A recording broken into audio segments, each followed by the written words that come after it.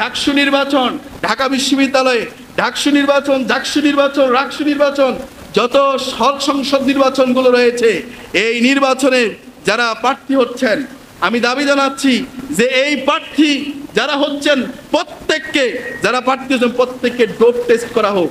Dope test করানোর মধ্য দিয়ে প্রমাণিত হোক কারা মাদকাসক্ত। যারা প্রমাণিত হবে মাদকাসক্ত, তাদের প্রার্থিতা বাতিল করা হবে। কথা বলেন ঠিক কিনা? তাদের প্রার্থিতা বাতিল হয়ে যাবে। যদি প্রমাণিত হয় মাদকাসক্ত, তাহলে তাদের প্রার্থিতা বাতিল করা হবে। প্রয়োজনে এবার তাদেরকে নির্বাচন বাদ, তুই বিপিআর, জিসিআর, এসপি যেটা হোক সব বাদ, তুই আগে নিরাময় কেন্দ্রে ঢুক। তারপরে তার সেখান থেকে এনে নিরাময় করে তারপরে তাকে ছাত্রছাত্রীদের মাঝে হলে ছাড়া হোক, না তার থেকে সবাই আবার মাদকাসক্ত হওয়ার সম্ভাবনা আছে না নাই? একইভাবে রাগ করবেন না যারা জাতীয় নেতৃবৃন্দ রয়েছেন, যারা আগামীতে সংসদ বিভিন্ন স্থানীয় পর্যায়ে নির্বাচিত হওয়ার জন্য মনস্থির করছেন।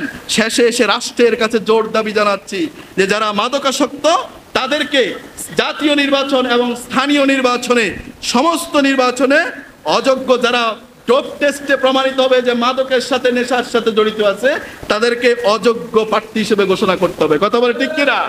তাহলে দেখা যাবে কি, এই ডোপ টেস্টের মধ্য দিয়ে প্রত্যেক প্রার্থীর পরীক্ষা করে নিশ্চিত করতে হবে যারা ধরা খাবে এটা মাদক, এটা চোরাকারবারির সাথে, এটাই মাদকাসক্ত, তাহলে জাতি এটাকে আর গ্রহণ করবে।